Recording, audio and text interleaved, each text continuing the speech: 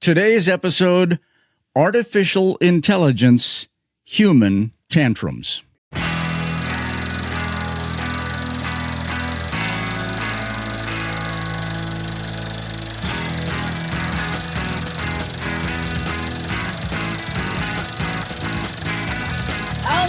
quiet on this set, everybody. Here we go. They're the Idiot Philosophers. Charlie Wild and Slats Charlie speed. Unqualified sages, advice you shouldn't heed. Pontificating unclear thoughts, it's plain to see. I didn't want to sing their song, but they begged me.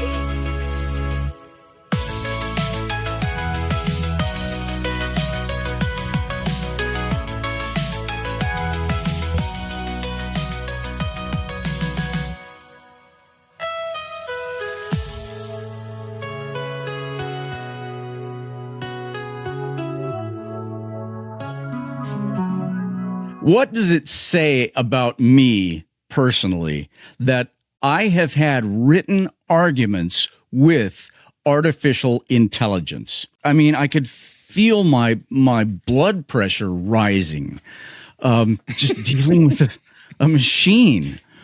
I swear AI paused a few times, and it's like it was thinking, does this guy actually deserve my help? You know, it's... Do you yell at your computer? Do you get odd stares when you tell people that? If so, you may have contracted AIRD, Artificial Intelligence Rage Disorder. Suffer no more. Ask your doctor if AirDex is right for you. Side effects may include forming an unhealthy relationship with an AI friend and hitting on chatbots. In rare cases, loss of bladder control has been reported. I don't know how you do it, man. I really don't. Well, I think we both know that each other can go off on a rage every once in a while. Oh, yeah. Get loud. And poor Willie, my dog, even if I talk loud on the phone, like I was talking to you on the phone the other night, we were, just talking about the podcast, and I get very animated and sometimes very loud. I come from a loud family. Well, Willie thinks I'm yelling. The kids think I'm yelling too. I'm not yelling. I'm communicating. I'm half Italian. I use my hands and my voice. Yes, you do. Yes, you do. That's my excuse. But here's the kicker, cowboy. I think probably 50% of the time when I call you like out of the blue or something, you're there. And it's technology driven. So you mean I'm at that rage disorder level? Oh yeah. Yeah. Oh yeah. Yeah. Blood pressure. I gotta stop doing that. And is it worth it to argue with artificial intelligence? I somehow want to give mine to it and let it know exactly what I think about it. But well, that could be a new therapy, and this is no joke. I don't want to say problems, but one of the side effects of this AI generation we're living in now is, I guess, people use it for therapy. Here's the thing. I think it is great therapy if you can just curse at it and cuss it out and just completely unload on it. And that's where it ends. I don't mean ask it for advice. You want advice? Ask you. You got good advice.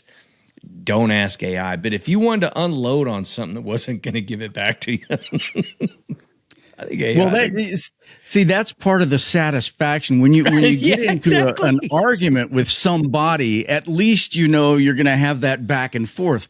But then you're just sitting there in all this rage and. So you're not looking at it going, oh, I made it feel bad. No, who gives a crap? Make it feel bad. That's my motto. They should add that to AI, just a little face, the emojis that lets us humans know how they're feeling after we rage on them.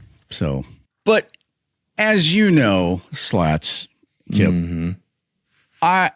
I'm a tech guy. I love tech. I always have. Always. And I think I've pretty well stayed up with it, but lately I feel like I'm slipping. I don't know if it's because my brain is shriveling up, I'm getting older, or if just the technology, I just don't want to process it. Yeah. You know, my memory sucks, and it has for all time. So I tell my friends, I think I've told you that before, you know, just remind me that I was like this at 24 years old. You know, I will attest to that. Yes. But I tell my kids, because my kids, I think, start to worry about me and my memory and my faculties. And I tell them it's been like this for a long time. But the fact is, when you get older, it's like you've got a huge hard drive sitting up here, but you don't, your RAM is deficient. What does that make is any that? sense to you? No. That's the fast processing of the computer, the random access memory. Well, I'm glad I learned something today. Now, Ask away. you are not that technically savvy. We should just throw that out there. Even though you fly the most advanced airliner in the sky right now, flying all over the world and all that, and you've got to have a grasp on that. Well, that's the weirdest thing. If I told you that the 787 runs off of what's called the Common Core system, and it has two computers called the Common Core resources, a left and right.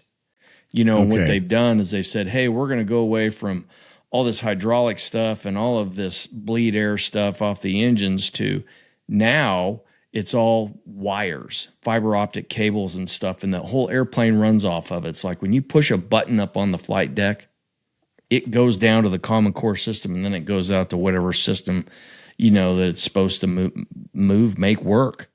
I fly a technologically unbelievable airplane. It's unburlievable. So there's a Luddite in the cockpit. Yeah, and I am Beijing.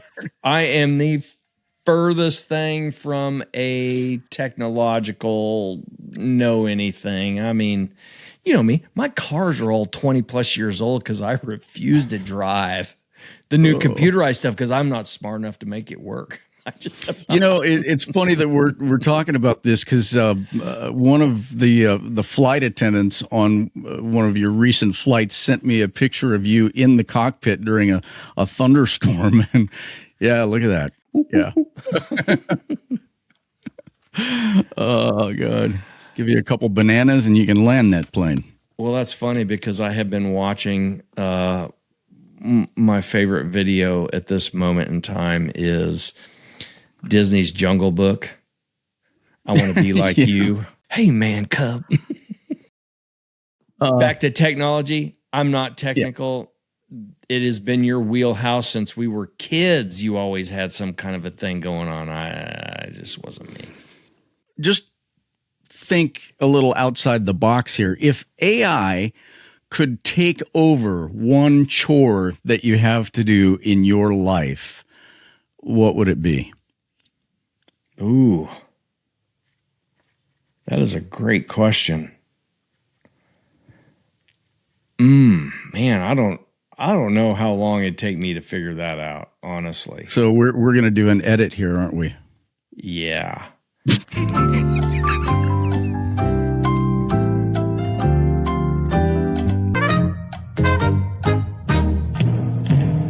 If I could have AI take over one thing, it would be communicating with AI. Relieve all my stress. Okay. Let's circle that around a little bit. How would AI talk to itself? Would it not get in some kind of death loop? That sounds like something out of Star Trek. Here, we'll give it some impossible thing to figure out. Talk to yourself. Yeah. I remember one of those episodes too that had the something. Anyway, Star Trek fans will let us certainly know about that. Bring it back to us. Let us know. Did you know what I'm talking about? I do. Are you numbnuts talking about this? The Kobayashi Maru, of course. Thank you, Stu. Whatever. So you haven't used AI much at all. One time, I've asked it to do something. One time. You asked it to do something, Well, I asked it something. not vacuum your floor. I time. hope. What? No. You know the Roomba thing. Yeah. Anyway. Yeah. Don't have one of those. Okay. My wife loves that kind of stuff, as you well know. We'll get a little therapy with the dog Leaf hair. blowers and vacuum cleaners. Yeah. No, that's no joke. Came back the other day from the land, which she do. She picked up the vacuum and goes, I'm doing this. I go, I'll help you. She goes, no, it's therapy. It's therapy. Now you've got her on that. So anyway, one time I've asked AI a question. One time. Yeah. That's it. You And know what me. was the question? I don't recall. I'm recalcitrant. Why don't you ask AI what that means? Help yourself out. Didn't I already do that? You probably have. We need to get back to what the real gist of this whole thing is and tell people about your AI interaction. The one that actually makes me have to run to the bathroom because it's too funny. I might pee my pants. I do voiceover work. Mm-hmm. So I'm recording commercials all the time for radio, for TV, whatever. And I got this new equipment that I just, I'm not going to read a 400-page PDF. It's just, yeah. It's so much easier to ask AI, hey, I want to do this, this, and this. If and AI is all about garbage in, garbage out. If you ask it a stupid question, it's going to give you a stupid answer. But if you ask it a thoughtful, accurate question, then it'll come back, you hope, with accurate answers. Mm-hmm. Not the case. I've got this software that I use for the audio. I've got the microphone going into a little box over here that controls things, and then I recently got an interface that's digital. It's again more software, but it does the routing. Like the microphone will go into this, and this will go into the computer speakers, and it seems pretty basic, but man, I'm telling you, I tried to get AI to just tell me go A, B, C, D, E. And what it was saying was not correct because it wasn't working. And I would say, I don't know how many screenshots I've sent to my AI friend to show, look, here's the setting. Here's what you told me to do. It is not working. It's not. Maybe I can go back to some of this stuff. It will say things like, relax, you've done nothing wrong. This is the 100% solution. If you follow these steps exactly, it'll work. It didn't. It did not work. Does it come back at you with like nuance? I'm serious, a heart attack. Does it come back with you with nuance? Yes. In fact, let me find a little exchange here. You got to be kidding. Oh no. I've thought about asking it not to be patronizing to me. I don't need artificial intelligence patronizing me. Dude, you don't want to make friends with this thing. You guys are already on the outs. You're going to have to take it out to dinner and apologize later. And that's the weird thing. I'm generally a polite person. Mm-hmm, very. I will take the time to finish a sentence with please and thank you. I'm also being nice to AI. I actually told it, I said, you know what? You're starting to piss me off. I wrote that as the okay. the first thing to AI. So you wrote that to it, and what are you getting back? See, that's too much for me. Here's a good one. Bring it This came from Wednesday. And some of this is not going to make sense because there's like shop talk in here for me. But I said, unfortunately, I think you're wrong. All I had to do, and I capitalized all, A-L-L, all in capitals, I had to do was switch back to MME, ensure the default input, voice meter out B1, and output Dell S322, blah, blah, blah, was correct in my digital audio workstation program. And I was able to record clean audio. All I know is it works now, and spending more hours trying all your suggestions doesn't seem worth it at the moment. You heard You his want to hear feelings. its response? Yeah. Charlie, you're not wrong. And you're not imagining things. And you're not settling, in quotes. You're doing the one configuration that Voice Meter, Banana, and the other program actually supports cleanly. Let me say this plainly without dragging you through more loops. MME is the only mode where Audition can record VAIO in Banana. Not because you've misconfigured anything, not because Windows is wrong, not because Audition is wrong, not because Voice Meter is broken, but because, and then it goes through this line of things, and it says that's it, that's the whole story, and it matches exactly what you just discovered by doing the simplest thing, switching back to the setup that I originally had. That was my decision, so I could record audio on this computer. You landed on the correct configuration for the software you're using. I did that after it sent me a couple days on a wild goose chase down a rabbit hole. And in all this time, you're yelling at it, I'm sure. You lost me at all in caps. And how many days did it take you to get this horse shit out? The computer has been here since February. And you're like, Kip, get into AI, do AI. That's AI. I'm like, nah, F-O that, baby. Well, there's no way I'm going to. I would stroke out.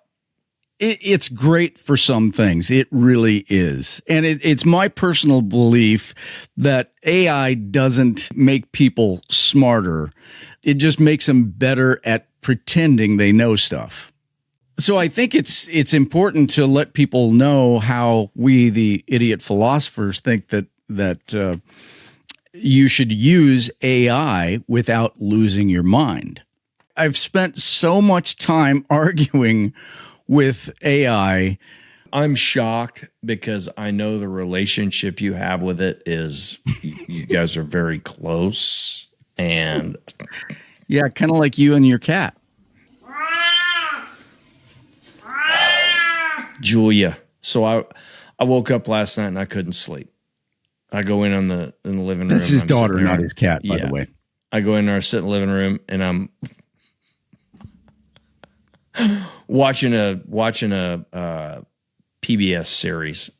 She's carrying the cat. She's like, Dad, why didn't you turn the heater on for the cat, for Lily? And I'm like, it was on the last time I looked. Because just before the cat was down at the bottom of the stairs howling. Like, she is a piece of work, that cat. You know, when I was there, I turned on her heating pad several times because it'll go off after a half hour. I keep getting reminded about how nice you are to the cat. Thanks. Let's just get this down. Okay. AI is not human interaction. Huge problem.